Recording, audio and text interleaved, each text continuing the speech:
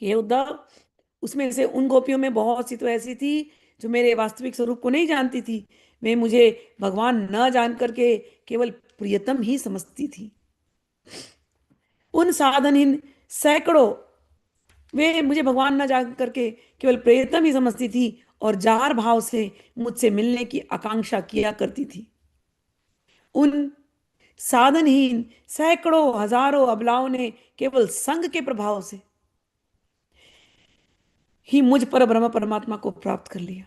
संग, सत्संग, उनको कोई सत्संग, कोई साधु संत महात्मा जाकर के कोई वहां पर पंडाल लगा करके सत्संग नहीं कर रहा है। सुन लो बात, उस गांव में, उस ब्रज के गांव में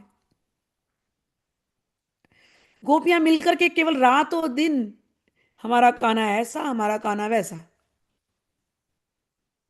बस यही बातें हैं। कान्हा के अतिरिक्त, उस काले के अतिरिक्त कोई बात ही नहीं है। कनोड़ो, वही संग है। इतनी प्यार की बातें, इतनी प्यार, इतनी प्यारी प्यारी उनकी बातें, इतनी प्यारी प्यारी उनकी बातें कि कुछ तो ऐसे ही छोटी छोटी थी लड़कियां जो वो बड़ी हो गई, तो बस कन्हैया की बातें सुन सुनकर उनको उनसे प्रेम हो गया बस। रुक्मिणी को कैसे प्रेम हुआ? रुक्मिणी थोड़ी नहीं देखी थी कृष्ण को पहले। नारद जी ने आके ऐसी ऐसी बातें करी, ऐसी ऐसी बातें करी कि बातें सुनते सुनते उसे प्रेम हो गया। भगवान कह रहे हैं ऐसी ऐसी गोपियां थी जिन्होंने जार रूप से कि मैं जाकर के कैसे मिल लूं इनसे, उनको प्रेम हो गया। और वो साधनहीन थी, ना कोई वेद ना पुराण कुछ नहीं पढ़ा उन्होंने, कोई साधना नहीं करी है, फिर भी संग के प्रभाव से ही मुझ पर ब्रह्म परमात्मा को उन्होंने प्राप्त कर लिया। इसलिए उद्धव, तुम श्रुति स्मृति विधि निषेध प्रवृत्ति निवृत्ति और सुनने योग तथा सुने हुए विषय का भी परित्याग करके सर्वत्र मेरी ही भावना करते हुए समस्त प्राणियों के आत्मस्वरूप मुझ एक ही शरण में संपूर्ण रूप से ग्रहण करो, क्योंकि मेरी शरण में आ जाने से तुम सर्वथा निर्भय हो जाओगे।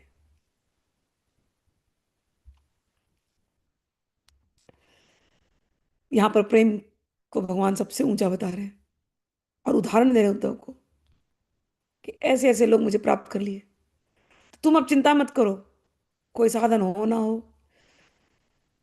क्या करना है क्या नहीं करना है, dos and don'ts, rules regulations, सब छोड़ दो। सभी में मेरी भावना करो, मैं सब में हूं। मेरी भावना में दिन रात डूबे रहो, केवल मेरी भावना में डूबने मात्र से तुम मुझको प्राप्त कर लोगे। यही सूत्र है, यही सूत्र है। आज भी मैं किसी को समझा रही थी, किसी ने कहा भगवती काली कैसे प्रकट होंगी, मैंने कहा भावना में डूबो डूबो। जब तक तुम केवल बातें बनाते रहोगे, नहीं आ रही है काली, नहीं आ रही है काली, नहीं आ रही है, अभी भी द्वैत की भावना तुम्हारी चल रही है, काली नहीं आ रही है, कृष्ण नहीं आ रहे, कृष्ण नहीं आ रहे, अभी भी तुम्हारी द्वैत की भावना चल रही है। रोते रोते आएगा, इसमें आगे चल के भक्ति योग में आएगा शायद, मेरे ख्याल से,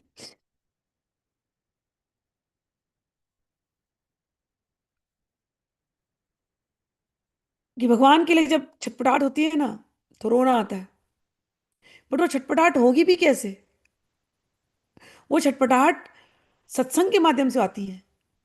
जब तुम सुनते हो सुनते हो सुनते हो, और लोग कहाँ गलत में फंसते हैं, लोगों को लगता है कि हम रिचुअल कर लेंगे तो भगवान फंस जाएंगे। और भगवान ने इस चैप्टर में पहला ही एक कहा, कोई रिचुअल मुझे बांध नहीं सकता, कोई यंत्र तंत्र मंत्र मुझे बांध नहीं सकता, चाहे वो कृष्ण हो चाहे वो काली। तुम्हारे मन को बांधने के लिए ये सारी चीजें दी गई। लेकिन उसमें भी सत्संग से बढ़कर के, चाहे शिव हो चाहे कृष्ण हो चाहे गुरु हो, सब एक ही बात कह रहे हैं, सत्संग करो सत्संग करो सत्संग करो। जब गुरु की वाणी तुम सुनते हो, कई बार लोग आते हैं गुरु की वाणी थोड़ी देर सुनते हैं, फिर मंत्र दे दो मंत्र दे दो, मंत्र लेकर के शुरू हो जाते हैं, और सोचते हैं भगवान को मान लेंगे, थोड़े दिन के बाद छूट छूट जाता है।